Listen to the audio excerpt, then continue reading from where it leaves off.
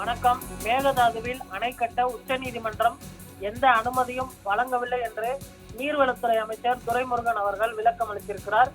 மேகதாது அணை கட்ட 4 ஆண்டுகளாக தடுத்து நிறுத்தப்பட்டதை போலவே வரும் காலங்களில் அரசு உறுதியாக இருக்கும். மேகதாதுவில் அணை கட்ட அனுமதி என தவறான தகவல் வெளிவருவதற்கு அமைச்சர் துரைமுருகன் கடும் கண்டனம் தெரிவித்திருக்கிறார். காவிரி படுகை விவசாயிகளின் உரிமைகளை திமுக மாடல் அரசு ஒருபோதும் விட்டுக் கொடுக்காது எனவும் அவர் இந்த அறிக்கையின் வாயிலாக தெரிவித்திருக்கிறார். மேகதாதுவில் அணை கட்டுவதற்கு மாண்புமிகு உச்சநீதிமன்றம் அனுமதி அளித்துள்ளதாக வெளிவரும் தகவலில் எல்லளவும் உண்மை இல்லை. காவிரி ஆற்றின் குறுக்கே 67 டிஎம்சி கொண்ட ஓர் அணையை மேகதாதுவில் அமைப்பதற்கான சாத்தியக்கூறு அறிக்கையை கர்நாடக அரசு தன்னிச்சையாக தயாரித்து மத்திய நீர்வள குழுமத்திற்கு 2018ஆம் ஆண்டு சமர்ப்பித்து தமிழ்நாடு அரசு உச்சநீதிமன்றத்தில் ஒரு மனு தாக்கல் செய்தது.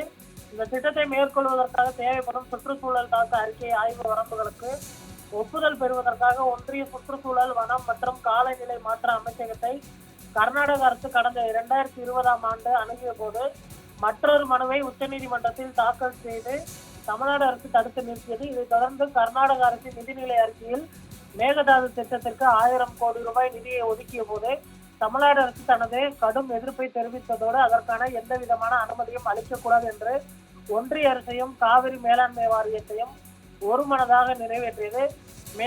மேலும் மாண்புமிகு முதல்வர் அவர்கள் இந்திய பிரதமர் அவர்களை 2022 மார்ச் 31 அன்றும் 2022 மே மாதம் 26 அன்றும் நேரில் சந்தித்த போது மேகதாது திட்டத்திற்கு எந்த அனுமதியும் அளிக்கக்கூடாது என ஒன்றிய நீர்வளத்துறை அமைச்சருக்கு உத்தரவு பிறப்பிக்குமாறு வலியுறுத்தினார். இந்த காலகட்டத்தில் காவிரி நீர் மேலாண்மை ஆணையத்திற்கு கர்நாடக அரசின் கருத்துருவை பரிசீலிக்க அதிகாரம் உள்ளது என ஒன்றிய அரசு கருத்து தெரிவித்ததை அடுத்து இந்த திட்டம் கைவிடப்பட்டது என்றும் அவர் தெரிவித்திருக்கிறார். இந்த நிலையில் மேகதாது அணை கட்டுவதற்கு உச்சநீதிமன்றம் ஒப்புதல் அளித்துவிட்டதாக சில தவறான தகவல்கள் வெளிவருவது கண்டிக்கத்தக்கது என்பதையும் இந்த தகவலில் எல்லளவு உண்மை இல்லை என்பதையும் தெளிவுபடுத்துகிறேன்.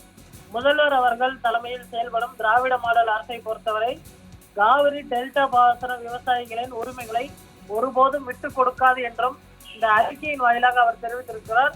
சுமார் 4 பக்க அறிக்கையானது நீர்வளத்துறை அமைச்சர் துரைமுருகன் சார்பில் தற்பொழுது வெளியிடப்பட்டிருக்கிறது.